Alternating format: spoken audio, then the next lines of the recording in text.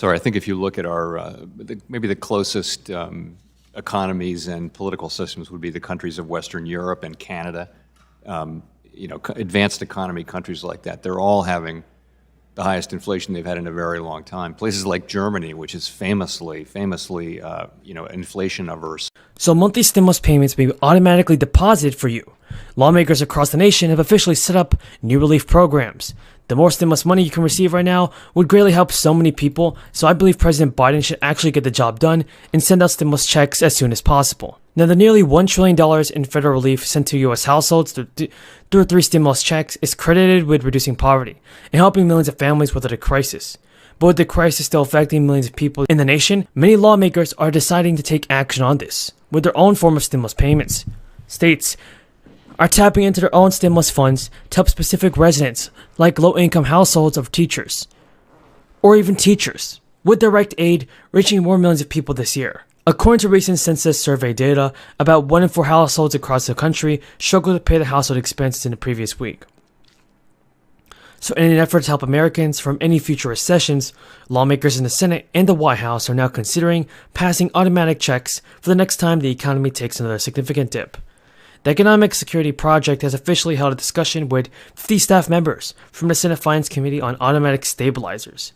This would tie the issuance of expanded unemployment payments and stimulus checks to the state of the economy, therefore helping many people out. Plus, one economist told CNN putting in place these kinds of triggers would smooth out the recovery and no one is left at the mercy of Washington gridlock in future recessions. So she supports recurring stimulus check. Other lawmakers are considering universal basic income, which is a set of recurring payments that individuals get from the government. These can be paid out every month and several times a year or even just once annually. Democratic Representatives Rashida Tlaib and Pramila Jayapal have introduced legislation that would provide everyone in the country with $2,000 every single month. And that's $1,000 per month for a year. For instance, the ABC Act is going to finance the payments with an unconventional plan that would direct the Treasury Department to use its legal authority to mint as many as 1 trillion platinum coins as necessary to fund the legislation. Pramila Jayapal said people don't only need relief, they need stability, certainty, and predictability. And the ABC Act delivers them just that. Has high inflation.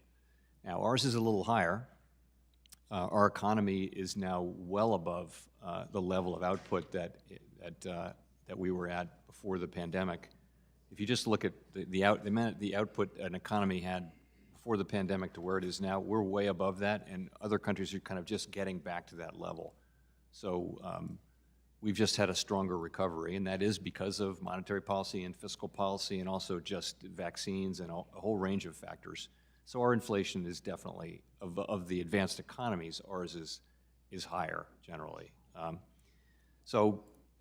We're going through the same process that the Bank of England and other central banks are going through, which is raising rates and trying to get inflation back under control. Very committed to doing that. It's a common problem. Again, ours is worse because our inflation is higher, largely because our economy is that much stronger. And I know you have a series of meetings and possible rate hikes. You talked about in 2 weeks, likely the 25 basis points increase. For my constituents, my consumers, what impact will they begin to see with the small incremental rate hikes?